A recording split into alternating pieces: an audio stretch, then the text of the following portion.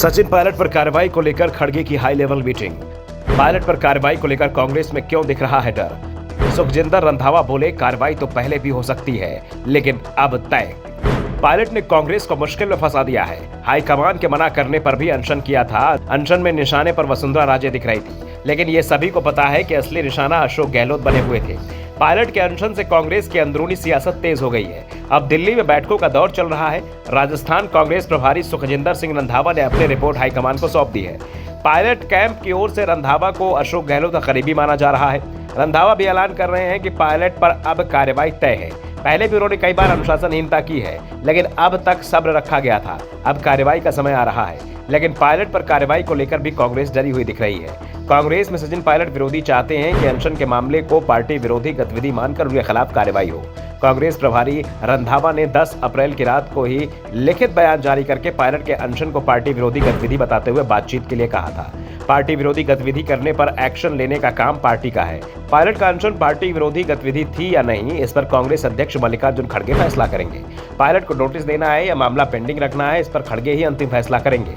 दूसरी ओर पायलट भी अनशन के बाद साफ कर चुके हैं कि उनकी लड़ाई जारी रहेगी। अनशन खत्म करने के बाद से दिल्ली में है, लेकिन एआईसीसी मुख्यालय से उन्होंने दूरी बना रखी है। अनशन के बाद पायलट किसी बड़े कांग्रेस नेता से नहीं मिले हैं। पायलट के नजदीकी नेता सुलह चाहते थे, लेकिन अब समीकरण बदल गए हैं। समर्थक अब भी प्रेशर पॉलिटिक्स के जरिए बात मनवाना चाहते हैं। दावा किया जा रहा है पायलट ने कांग्रेस के किसी बड़े नेता से मुलाकात भले ही न की हो, लेकिन वो कांग्रेस के बड़े नेताओं के संपर्क में बने हुए हैं।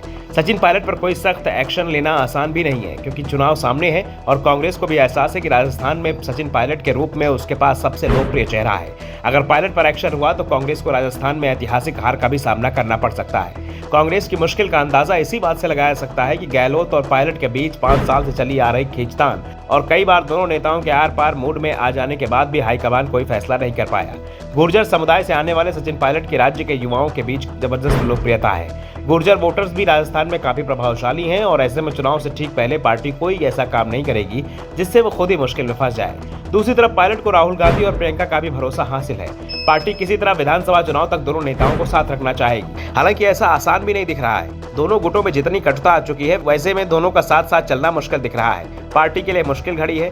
पायलट के खिलाफ कोई एक्शन लिया तो काफी नुकसान हो सकता है। पायलट के लिए भाजपा, आम आदमी पार्टी और अपनी पार्टी बनाने जैसे विकल्प खुले हुए हैं। हाईकमान के फैसले पर अशोक गहलोत का भी भविष्य टिका हुआ है। अगर पायलट पर कोई एक्शन लिया जाता है तो गहलोत के लिए रास्ता साफ हो जाएगा, लेकिन ऐसा नहीं हुआ तो आने वाले समय में पायलट मुश्किलों में इजाफा कर सकते हैं। वो पहले ही कह चुके हैं कि उनकी लड़ाई खत्म नहीं हुई, ये जारी रहेगी। यानी अब साफ है कि हाईकमान को बेहद सावधानी से फैसला लेना है। पंजाब में जल्दबाजी कर कांग्रेस नुकसान उठा चुकी है। वहां पार्टी के लिए खुद को बनाए रखने का संकट भी खड़ा हो चुका है और जो कुछ पंजाब में हुआ वैसा कांग्रेस राजस्थान में नहीं चाहेगी। पार्टी नहीं चाहेगी ऐसा कोई फैसला हो जिससे उसके दिग्गज नेता को पार्टी छोड़नी पड़ जाए।